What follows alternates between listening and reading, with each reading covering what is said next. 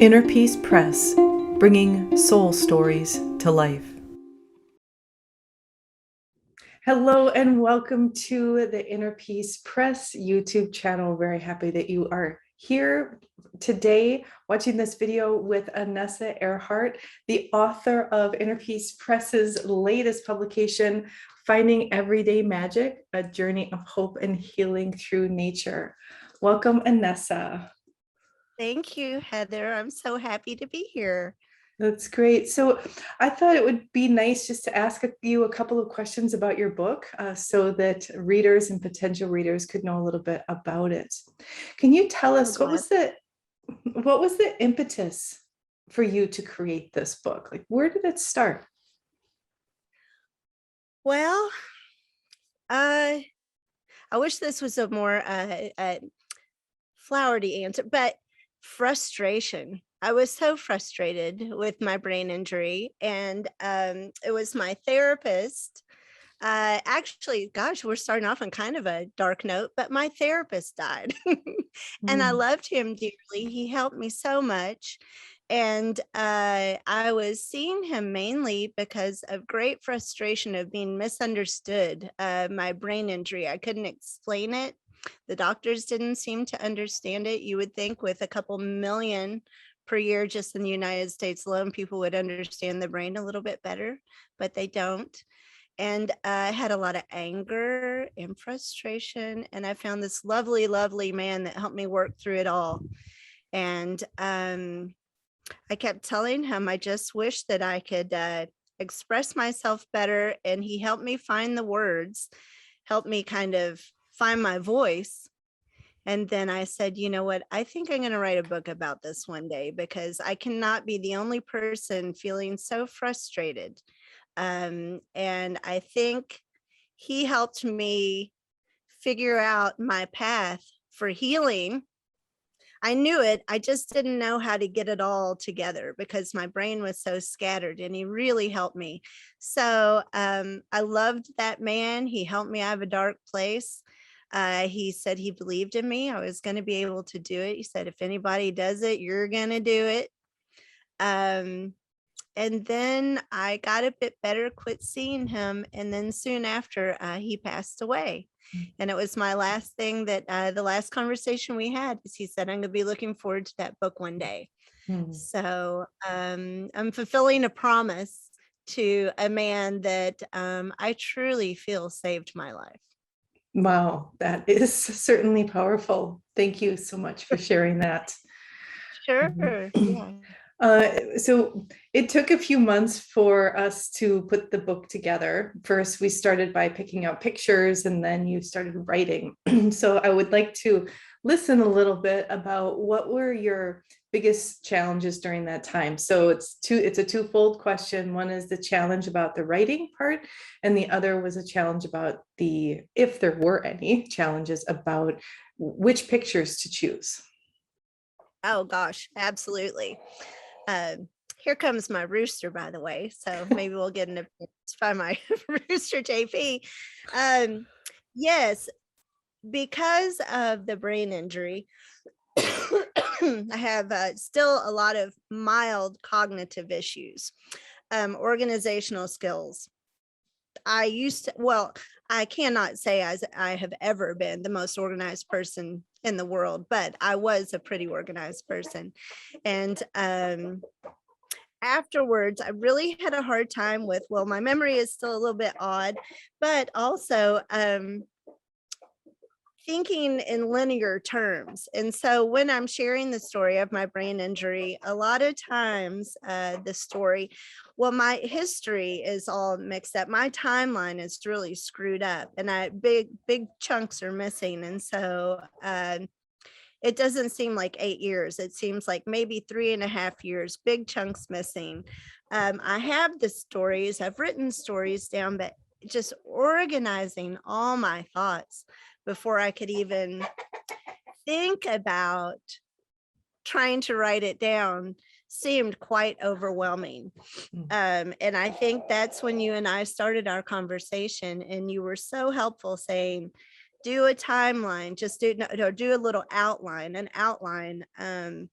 And so what I did was try to remember the stories that I had been telling people for the past few years to try to get across what it felt like to live through a brain injury, but also the things that help pull me out of the darkness or point me in the right direction towards healing experiences.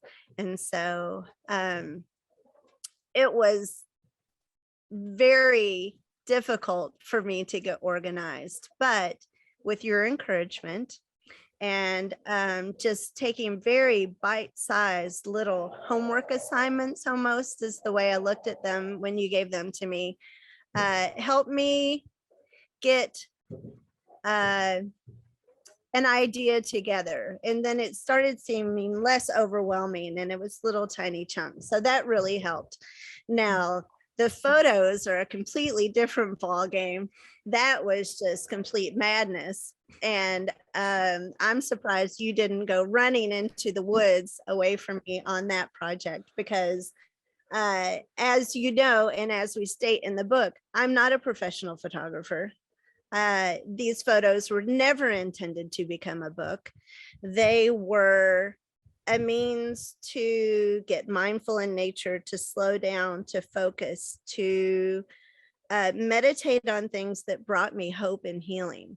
They were never meant to be published in a book. And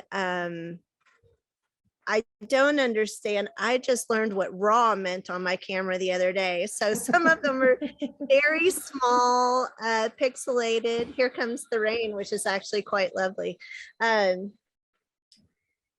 They're not all the best quality. And the timeline jumps around all over.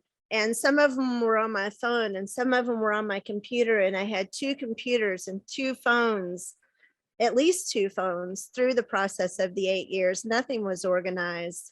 But somehow we managed to pull together all these photos. And the thing is that, as I do also mention in the book, some of my favorite photos are not technically good photos as far as like from a photography standpoint.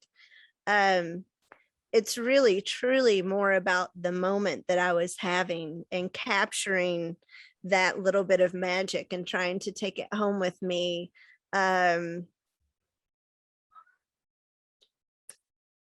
That's what it was about. So we did include some photos that are questionable if there's a professional photographer saying, well, number one, she's not a writer, she's not a photographer, she's not a doctor. So sure, let's write a brain injury healing book, photography book. Oh, sure, I'm sure we go gangbusters. Why not? Yeah. But but why not? I have to say, I'm willing to put myself out there if I can help somebody. And I really, truly think I have stumbled upon something with a little bit of guidance from a lot of people. And gosh darn, it sure did help me. So maybe it'll help somebody else. Lovely. So that's a great segue into my last question, actually, but I just came up with another one, so we'll see how this goes. But what's your greatest hope from the book? Gosh, I hope that people that are going through TBI recovery or post-concussion or any sort of cognitive or even outside of brain issues, any sort of trauma, just know that you're not alone. And I believe you. I believe you're struggling. I believe you can get better. I believe you can find a path. And just a little bit of encouragement to know that I hope they know that they're going to figure it out and they're not alone. Like I said, gosh, there were some super dark days, and I even had a doctor at one point not believe me, and wow, that is the worst feeling in the world. The worst feeling in the world, those people that you look up for, that you look up to, and you're seeking answers, and then just have to turn it completely within and say, wow, we got to figure this out. And Somehow I did. I figured it out. And not only did I figure it out, I'm damn near thriving now. I feel great. I feel excited about my life. I'm not who I was. I'm a little sad about that, but I'm okay with who I am. And it's all great. And life is such a gift. And if you had told me I was going to feel this way 6 years ago, no, I wouldn't have believed that at all. I didn't want to get out of bed. I didn't get out of bed. I would lay in bed for days. I smelled like a goat. I was in a deep, dark, horrible place, and the whole world was rotten, and everybody was out to get me, and nobody understood me, and I was angry. And so my hope is that this book somehow gets given to somebody that's laying in bed and has not a hope in the world. And maybe I can save a life, or maybe I can point somebody in the right direction. And the thing is that you don't have to have any money to do any of the exercises in this book. Well, the only money you need is to buy the book. And hopefully somebody will give it to you, It's free. It's all free healing.